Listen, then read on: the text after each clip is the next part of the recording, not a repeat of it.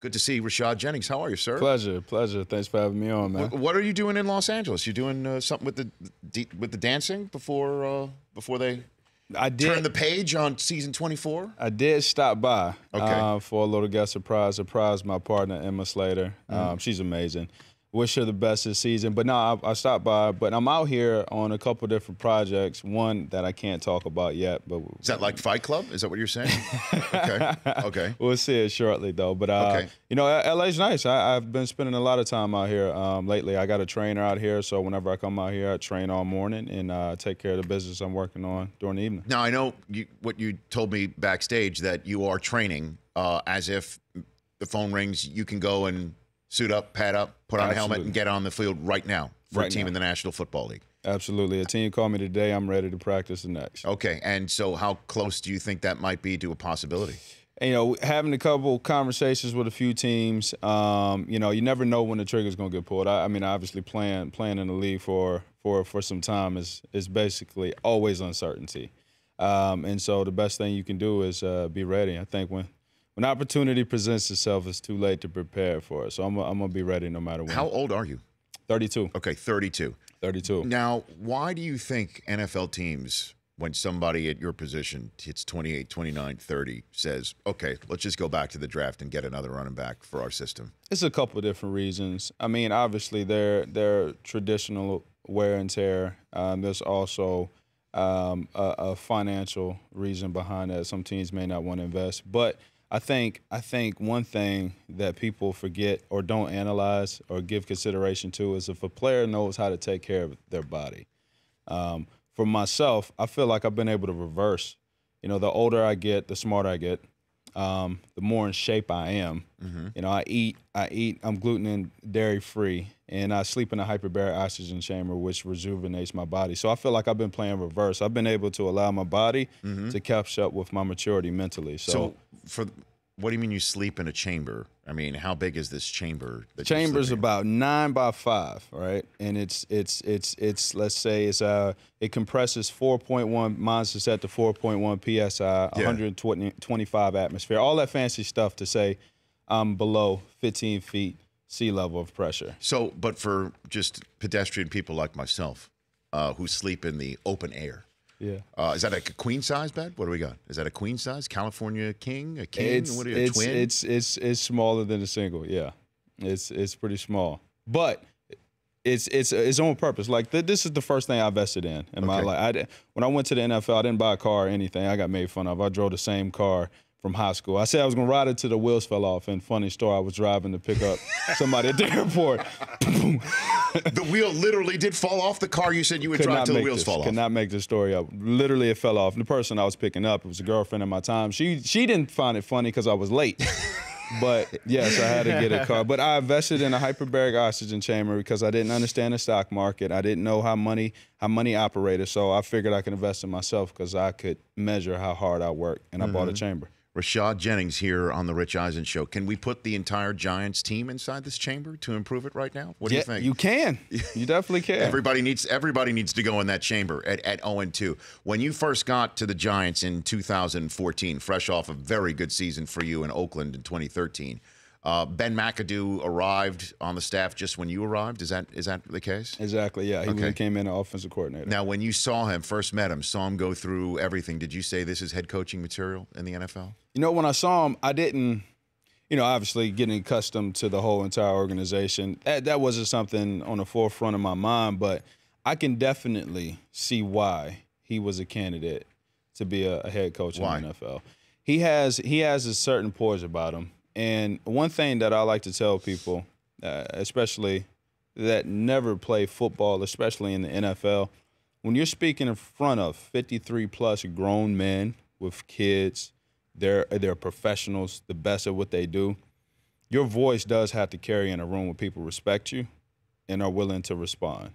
And that was one thing as an offensive coordinator I noticed he always had. And he's definitely done that as a head coach when I was there. Well, after the loss on Monday Night Football, and he's like, I'll put this one on me. I did hear in the locker room afterwards, hey, it's all on us in here. So whatever he told the team that when they went in front of the cameras and the media, they were lockstep in. They weren't pointing fingers, for instance. And when players point fingers, I always think the coach doesn't have a firm grasp on what the heck's going on in his locker room.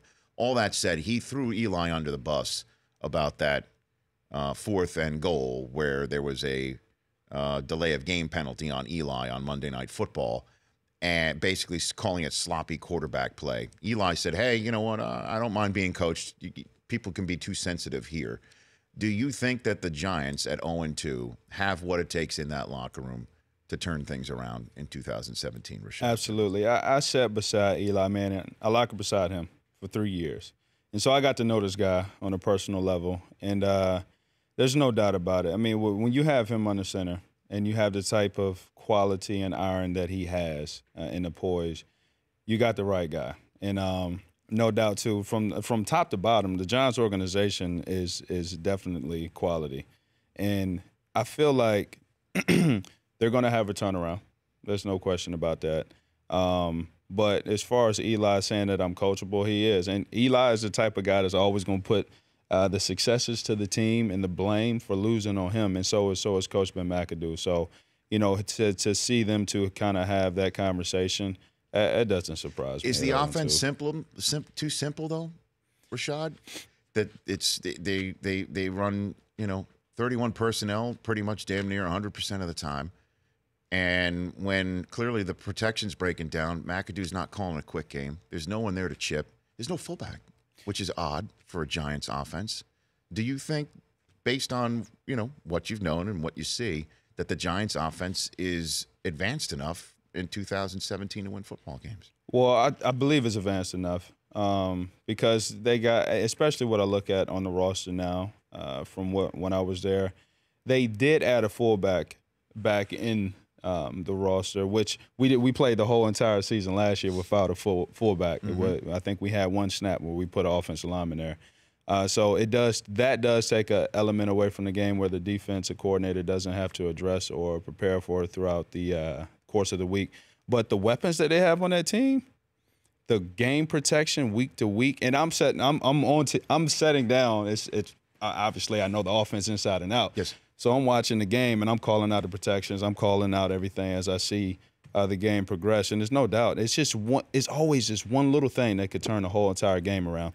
They have one of the best defenses in the league. They're going to continue to sprout. The defensive side, I know those guys in the locker room. They're going to put the ownership on them.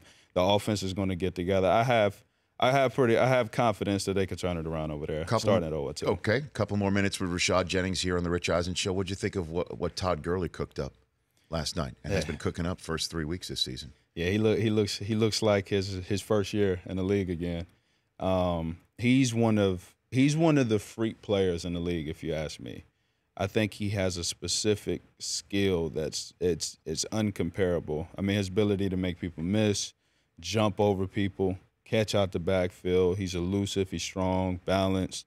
He can do everything. And he can block. I mean, I think somebody with the ability to block, and that's something I always prided myself on, protecting the quarterback, not dropping the football. And last year I didn't fumble one time, and I always protected the quarterback, never gave up a sack. And so that's something that he can do, and he can catch. So it's not one flaw in his game other than give him the ball more. Mm-hmm. So who is the most strict Tom, Coughlin or Bergeron? Rashad Jennings. Which one? Who's the stricter? Yeah, who's the stricter Tom? Bergeron? Does Bergeron lay down the law? If you're not out there on the dance floor 5 minutes before you're supposed to be out on the dance floor, I mean, you're in trouble. You get a fine on Dancing with the Stars. I'm gonna go with Tom.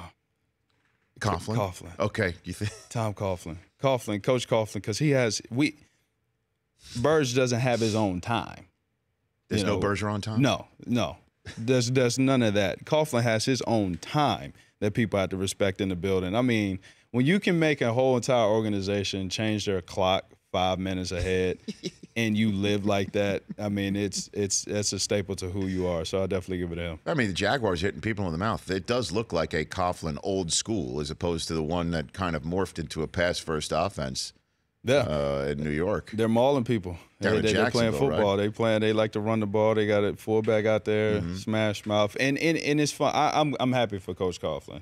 You know, getting a chance to play under the leadership of a Hall of Famer, soon to be, we all know that. And for him to go back to Jacksonville, you know, I know he got that big old smile. I can see him right now, and then on that golf course. So I'm happy for him. And then your life. I mean, Dancing with the Stars. How big was that for you, Rashad, in your life and your progression as a running back to something more? It's huge. That's been a real highlight and a very neat experience to do Dancing with the Stars. I'm a type of person, every single offseason, I pick up a new type of craft. Okay. I always do that just to keep my mind moving. One offseason, I learned magic tricks, so I know a bunch of magic tricks. The next offseason, pick up guitar, never put it down. The next season, archery. Next season, poetry, fencing, dance. This is how dance was on my list. I'm down in Florida. I train there every offseason. I signed up for a proper ballroom dance. I never danced before a day in my life properly. I mean, I go to the club, hey, but I've never properly danced. So I signed up for a dance class. Yeah. I was gonna do it a week later because I had some things going on, and then I get a call after signing up 3 days later about Dancing with the Stars. So I got to learn how to dance. It was just that the whole entire nation that watched Dancing with the Stars, I was under a microscope. So it was fun. I got to know myself on a different level. I enjoy dance. There's something special about ballroom dance, and I wish I was introduced to it younger for so many different reasons. But I tell you what, it's unfortunate because now I'm in the best shape of my life. Like, dance forces you to use your core in ways you didn't know. It forces you to work that polar opposite side of your muscles than football forces you. So I feel like I'm so balanced right now. No, I know that about dance, certainly when I do the overbite. Good to see you, Rashad Jennings, here on the show. Season 25 of Dancing with the Stars, with a nice little guest appearance for you. You've got a book coming out next year. We'll look forward to that. And everything else that's going on with your foundation, everybody can follow at Rashad Jennings on Twitter or RashadJenningsFoundation.com. Good to see you, sir. Pleasure. The Rich Eisen Show, weekdays at noon Eastern on radio stations across the country and audience. Isn't it amazing you can download an app with your thumbprint? You should download our app with your thumbprint.